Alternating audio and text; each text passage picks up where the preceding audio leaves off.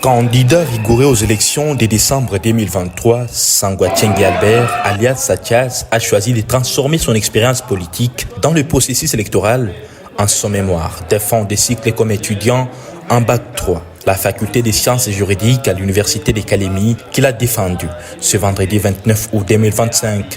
Subtilement intitulé « Contentieux électoral en droit congolais, cas de l'élection de 2023 dans la circonscription de Kalemi-Ville ».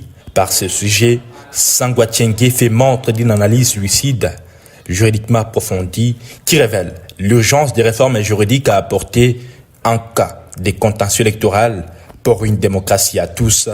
Dans une salle attentive, Sathias débute son exposé. Son éloquence, sa clarté et sa rhétorique acnée attirent attention. Avec aisance et une structure irréprochable, il déploie son hypothèse. La pratique électorale reste attachée par les multiples irrégularités. Académie lors des élections de 2023, plusieurs cas de fraudes, d'intimidations et de manipulations des résultats ont été signalés. Cependant, les recours introduits devant les juridictions compétentes n'ont pas toujours abouti à des décisions perçues comme justes ou équitables. Cela nous a conduit à poser deux questions principales.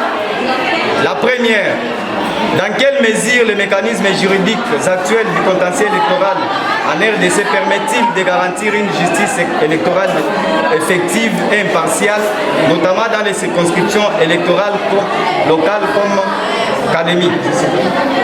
Comment les irrégularités électorales observées à Kalemi lors des élections de 2023 ont-elles été traitées par les institutions compétentes et dans quelle mesure aussi intéressant que son sujet, les questions visent de toutes parts. Un jury impressionnant, exigeant, commence à l'interroger avec minutie. Les hypothèses ont-elles été affirmées ou infirmées? Face à un jury redoutablement rigoureux, présidé par un Johnson Kassongo, réputé imbattable, Sathias, lui, ne fléchit pas. Il le met par terre avec tout son jury. Une question après l'autre, il répond avec la précision d'un horloger suisse et l'exactitude du mathématicien Pythagore. Il transforme la défense en une science pédagogique. Les hypothèses n'étaient pas affirmées totalement, d'autant plus que c'est une recherche auquel j'ai mis un point de vue et je ne peux pas totalement affirmer, mais les hypothèses sont dans le sens d'affirmer mes recherches à travers le sujet en place. La pertinence de son sujet provoque un débat interne entre les membres du jury. Son travail, loin de laisser indifférent, stimule la réflexion, attise la curiosité. Sangwa-Tienge, lui, n'a fait qu'attiser le feu. Aussi humble que stratégique qu'il est, il observe en silence. Mission accomplie. Vous comprenez? Ici, nous voulons, la CENI veut organiser les élections de maires et de bourgmestres. Il y a des juridictions de bas niveau qui connaîtront ces contentieux. Je ne refuse pas. Mais, quel que soit le niveau, quelles que soient les juridictions, il faut, quand ces juges-là sont en train de juger, intéressant pour tous, Sathias Sangwa partage les motifs profonds et personnels qui l'ont poussé à choisir ces sujets. Mais il ne s'arrête pas là. En véritable scientifique engagé, il apporte également son humble contribution scientifique en proposant des réformes juridiques concrètes pour améliorer les mécanismes de traitement des contentieux électoraux.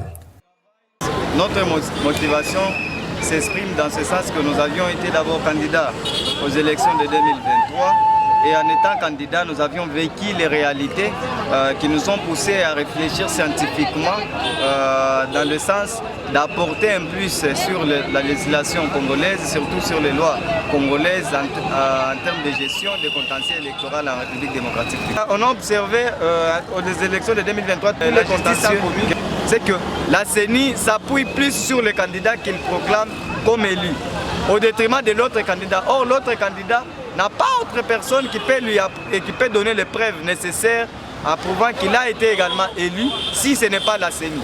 Parce que c'est la CENI qui détient presque toutes les preuves nécessaires. C'est ainsi que je propose. À la fin de sa soutenance, c'est un tonnerre d'applaudissements, des cris de joie et des accolades chaleureuses qui l'ont accompagné. Famille, collègues, Amis et camarades se sont mis ensemble pour acclamer ces juristes particuliers. L'on ne pouvait voir qu'un Sachas flotter sur les épaules. Un véritable juriste d'exception. Léni Kalpé s'en être fier. Une distinction est rassurée.